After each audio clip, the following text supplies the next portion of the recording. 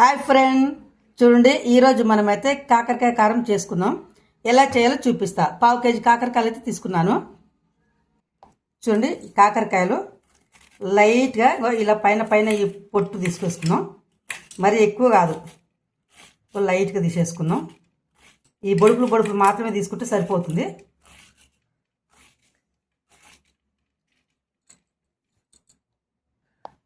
చూడండి, మనం ఈ కాకరకాయలకి పై పొట్టు అయితే తీసేసుకున్నాం కదా. ఇప్పుడు తలా తోకలైతే కట్ చేసుకుందాం. కాస్త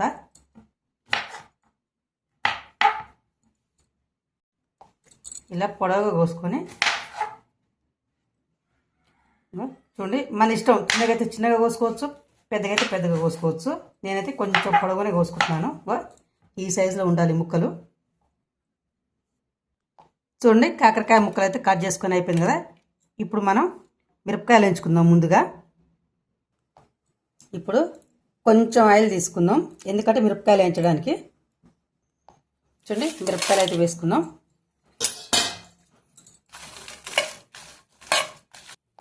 అలాగే ఇప్పుడు చూడండి, జీలకర్ర కూడా నూనెలో మంచిగా వేయించుకుందాం. మిరపకాయలతో పాటే మంచిగా చిట్టపట్ల ఆడుతుంది కదా. ఇప్పుడు చూడండి, మిరపకాయలు వేగినాయి కదా. జీలకర్ర మిరపకాయలు ఇప్పుడు తీసేసుకుందాం. చూడండి, మనం వాడ్చుకున్న మిరపకాయలు కదా. ఇప్పుడు మిక్సర్ అయితే తీసుకుందాం. అలాగే ఎల్లిపాయలు కూడా ఇప్పుడే వేసుకుందాం. కొంచెం చింతపండు, కొంచెం ఉప్పు. చూడండి, మనం మిక్సీ పట్టుకున్నాం కదా. కారం అయితే రెడీ అయింది.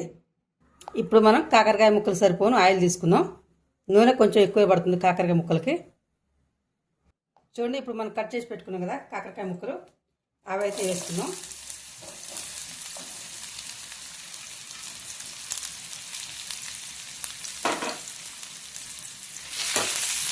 మంచిగా ఫ్రై అయ్యేలాగా వేసుకుందాం.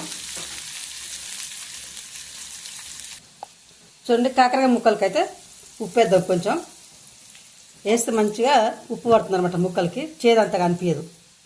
మనం ఎంత మంచిగా చేసినా కానీ కాకరకాయ లైట్గా చేదు ఉంటుందండి. ఎన్ని మసాలాలు వేసినా ఏది వేసినా కానీ దాని తత్వమే ఇక చేదు కదా. ఇప్పుడు కొంచెం పసుపు వేసుకుందాం. అలాగే కొంచెం కరివేపాకు కూడా వేసుకుందాం. కారం వేసుకునే ముందు మంచిగా ఉంటుంది అనమాట.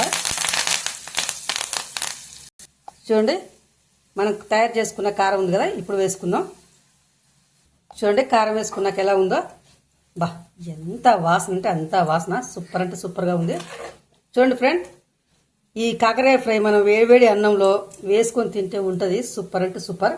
అలాగే పప్పుచారులో కానీ మనం చేసుకునే రసంలో కానీ పచ్చిపులుసులో కానీ ఏదైనా సరే పక్కన పెట్టుకొని తింటే మస్తు అంటే మస్తు ఉంటుంది. సరేనా ఫ్రెండ్, మరి బాయ్.